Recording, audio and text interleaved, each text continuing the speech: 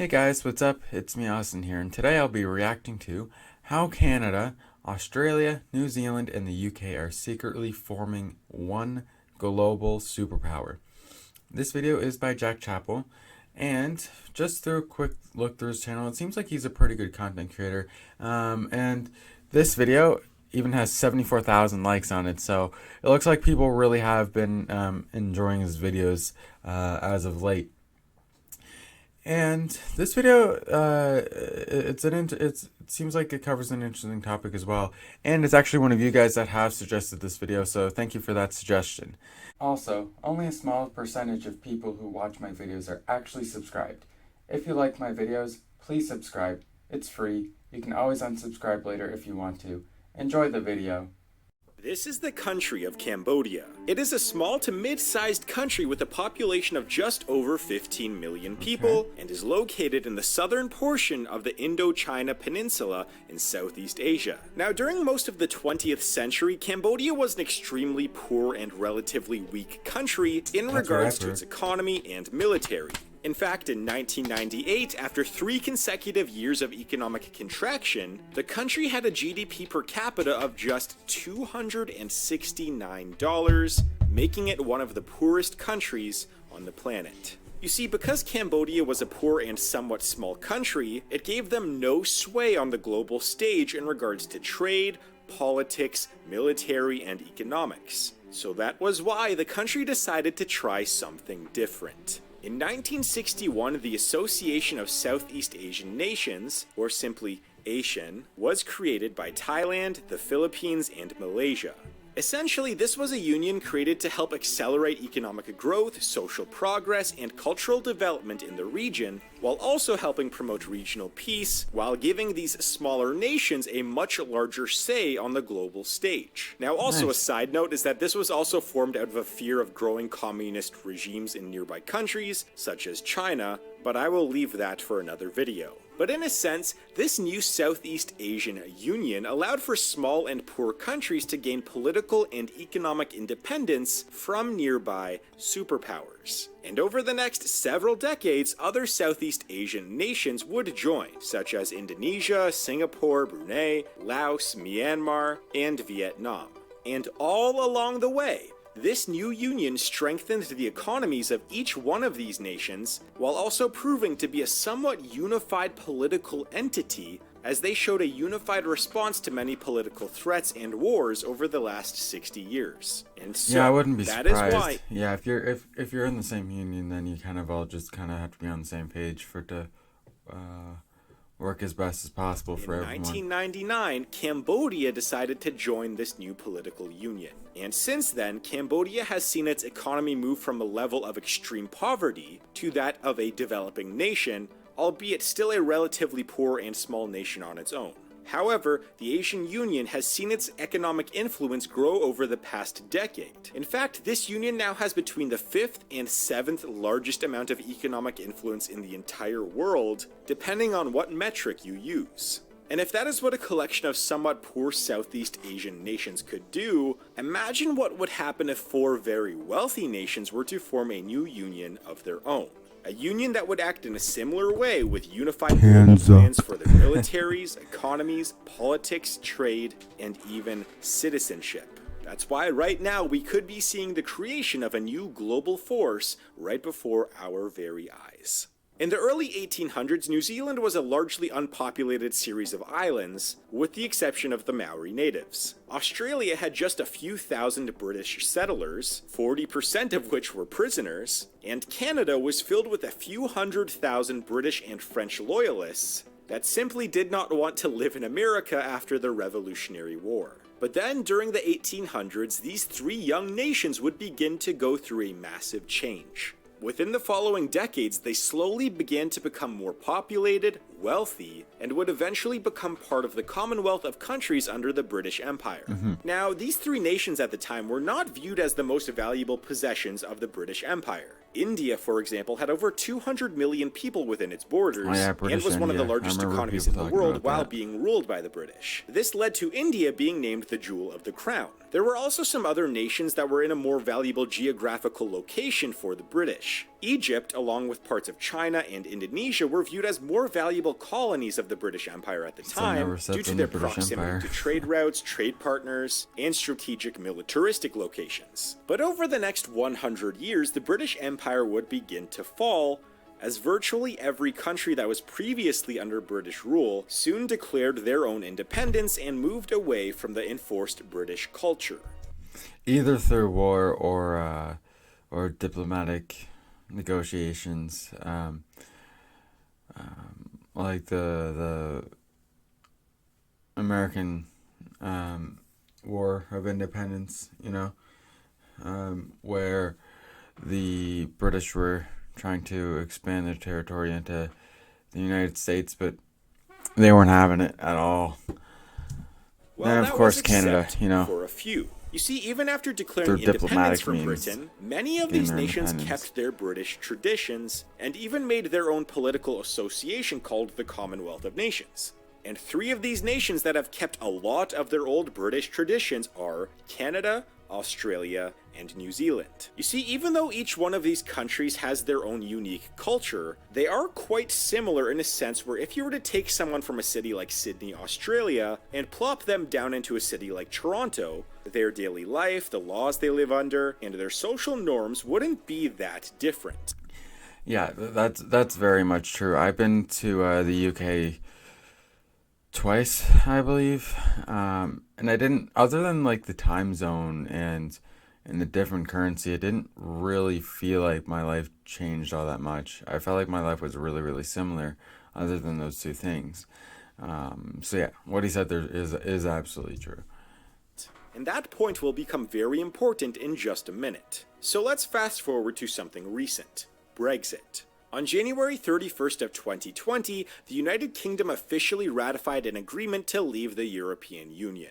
Now, before Brexit, on paper, the EU had the second largest amount of economic influence in the world, behind the United States and slightly ahead of China. But the UK was the second largest economy in the European Union, behind Germany. So when the UK decided to leave, the European Union fell behind China in terms of global economic influence. But now there is a new union being proposed by some of the top political leaders in the countries of Canada, Australia. If that's not the full, if that's like not the full reason why they left, like, can someone explain that in the comment section? New Zealand and the UK. They're proposing a new union called KANZUK. Now, this proposed union is endorsed by the Prime Minister of the UK, Boris Johnson, the leader of the Conservative Party of Canada, Aaron O'Toole, and a multitude of senators and MPs from Australia and New Zealand. So that brings up a few questions. What is this union, and what are the ramifications for it on the global scale? I noticed he didn't mention Justin Trudeau, who is currently serving as Canada's Prime Minister. Yeah, I wonder what he thinks about this. I don't know. I haven't heard him say anything about it. The idea is to form a union that would increase trade, foreign policy cooperation, military cooperation, and mobility of citizens between these nations. Essentially. Okay. If that's what the union is about, then maybe Justin Trudeau will be a fan of it or is a fan of it. But I don't know. As far as I know, he hasn't mentioned anything about it. I think right now he's more focused on trying to get Canadians through the pandemic and all that, which right now is something very, very important to do. On a global scale, these 4 countries would try to act more as one bigger nation versus 4 smaller ones. So the ramifications of this could be massive. Out of these 4 countries, the UK has the largest economy and the 6th largest economy in the world. Canada is next, having the 10th largest economy in the world. Australia is close behind with the 14th largest economy, and New Zealand is a distant 51st in terms of size of its economy, largely due to its small population. Now, when you take into account isn't New Zealand like islands? I mean, and it's like a smaller country by just geographically anyway, so size it's of these economies, definitely part of the reason along why. with general economic and political Yeah, influence, islands. then this new proposed union would likely become the second most powerful union in the world behind the EU. And this would also make it the fourth largest economic engine in the world, just behind China. Whoa, whoa, whoa, whoa! This looks really cool. Where is this from? Like, where is this? Like, this looks really cool. Is this New Zealand?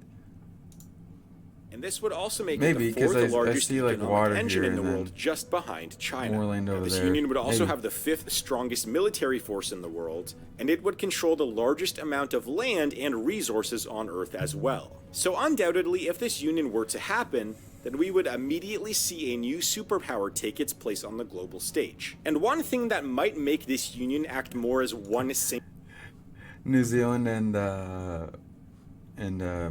Australia have the UK flag on their flag.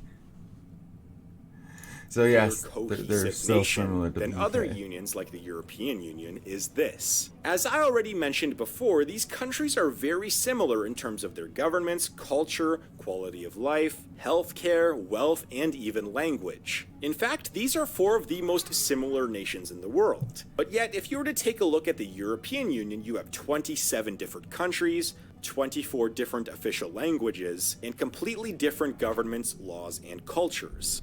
Yeah, so bigger isn't always better, you know.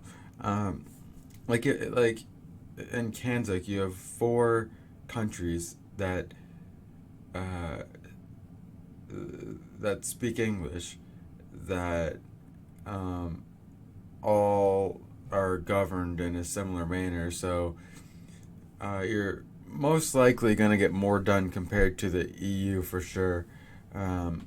Like the EU, 20 plus different official languages. Like, look at how many countries are involved in the EU, man. Like, isn't going to go too well. So the EU I on don't its think. surface has always been more about trade and mobility, yet KANZUK would likely be more than that. If you were to take a look at the voting records at the United Nations, New Zealand, Australia, Canada, and the UK almost always vote in the same way, yet the countries in the European Union are almost never completely unified in their votes. And that's one of the reasons why this might be a union that we have never really seen before. One where four separate countries could have all of the benefits of a union like the European Union, but also be an order of magnitude more cohesive than any other union in history. Now, to this point, I've only really mentioned how powerful this union could be, but there are a few major things that are worth noting before we move forward. There is always downsides. One of which course. is that a key reason as to why some politicians in New Zealand, Australia, and Canada want this union to go forward is to simply get off of China. You see, I've mentioned in previous videos about how China is essentially trying to control pretty much everything from ports to manufacturing to trade. China also has a Yeah, like if you go into like any store, well, a lot of stores that you know that have items that would be produced at a factory, it most likely says made from China. You know, China is responsible for making so many of our products that we buy on a day-to-day basis. much different government, laws, and culture than the KANZUK countries. And that is one of the reasons why the former Conservative Party of Canada leader Andrew Scheer became outspoken about a KANZUK deal. He said a few years ago, "I very much support a trade deal with those countries. Australia, New Zealand, and the UK have a similar basis of law, they have a common democratic system, they have the same types of legislation and regulations around investment and trade. Those are the types of things we don't enjoy with China." So, in theory, if a KANZUK deal surprising, could China- help Canada and the rest of the KANZUK Like, whenever I think of countries China, I think get of off of the communism, control of so- Chinese trade and Whether manufacturing, they're then many politicians and the public in involved in KANZUK communism right now countries or not. would likely support this deal. And there have also been many politicians come out and say that this deal would help get off Middle Eastern and Russian oil, which is also viewed as a positive for the KANZUK nations as well. Now, so far there has been overwhelming public support in each one of these countries, as the UK polls show 68% in favor of KANZUK, Australia shows 73% support, Canada is at 76%, and New Zealand is at 82%. Now that brings up the question, with such overwhelming support for this new union, why hasn't this union happened yet? Well, one of the reasons is that the benefits of this union might not be as great as they seem. Sure, there would be some surefire upside things, like being able to work or live in any of these countries without needing a permit. There would also be a political and militaristic union, which would certainly be an upside as well. But one of the core touted benefits, trade, might be a lot more difficult than some people think. And to find the reason as to why this is, all we have to do is look at a map. Do you notice any potential problems with having trade deals between these four countries? Well, as you might have... Yep. Before he says it, I'm gonna guess what he's gonna say. Well, first, I see that none of these countries are connected by land, and that they, like, for example, if you're going from Canada to Australia, that's like a long route. Well, for example, if you want to go from like Germany to Poland, that's like way easier. They're connected by land. You don't even have to use shipment. And they're on the same piece of land. The European. Noticed, apart from New Zealand and Australia, these nations are pretty much on opposite sides of the planet from one another. Okay, I kind In of fact, got the it cities of Perth, Australia and Toronto, Canada are almost exactly on opposite sides of the planet. But there's Vancouver here, though. So. And the same goes for the cities of Southland, New Zealand, and London, England. All this means is that trade between these four nations may not pick up that much, even if a favorable trade deal were to be in place. But that doesn't mean that an increase in trade wouldn't happen at all. And this is simply due to the fact that Canada and Australia are big. Very big. You see, even though the distance between Toronto and Perth is a whopping 18,100 kilometers, or nearly half the circumference of the Earth, the distance between the Port of Vancouver and Brisbane is only about 11,800 kilometers, which is actually a fairly reasonable distance for a trade route. And from Canada's perspective, they could reasonably up their trade volume with Australia while downing their trade volume with China. This is because on average it takes a ship from China 22 days to reach the Port of Vancouver, yet it takes about 27 days for a ship to travel from Australia to the Port of Vancouver. A difference of only about 5 days would not mean that much when transporting large bulk resources from country to country. And when you also take into account that eastern provinces of Canada, like Nova Scotia, are only about 4,600 kilometers away from London, England, that could mean that a trade deal between Canada and the UK would have a lot more upside than critics think. In fact, the trade routes which would likely be economically unviable for a KANZUK deal would be trade between the UK and either Australia or New Zealand. So now that brings up the question, how likely is it that this union will actually happen? And well, it really depends. As mentioned earlier, Boris Johnson is already a fan of this union. The Conservative Party of Canada, who could possibly win the next election, is for this union as well. I really hope they don't, because they suck.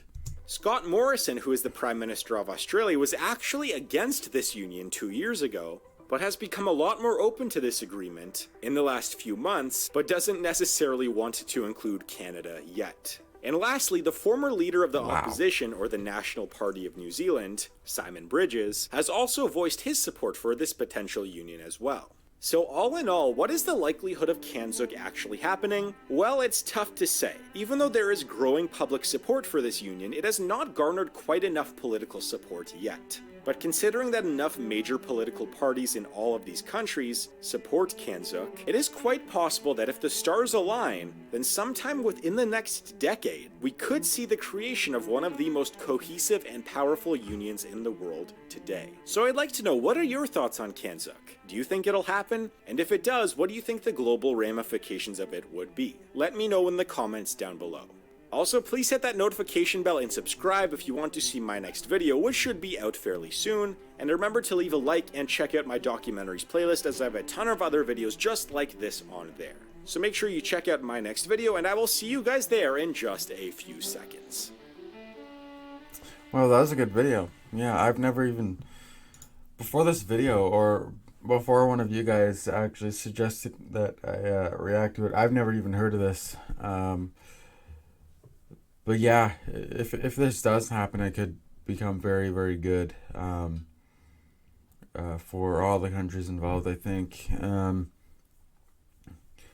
Yeah, but they're gonna have to take the most efficient trade routes, though. Otherwise, trading with countries like China would be a lot better in terms of efficiency. But yeah, like I said, that was a really good video. I highly suggest you go check this guy out if you haven't already, for sure. Okay, so that's gonna be it for today's video, guys. If you haven't already, I highly suggest that you go like the video and consider subscribing as well with post notifications on, so you don't miss out on any of my future uploads. And with that being said, I'll see you guys in the next video. See you later, guys.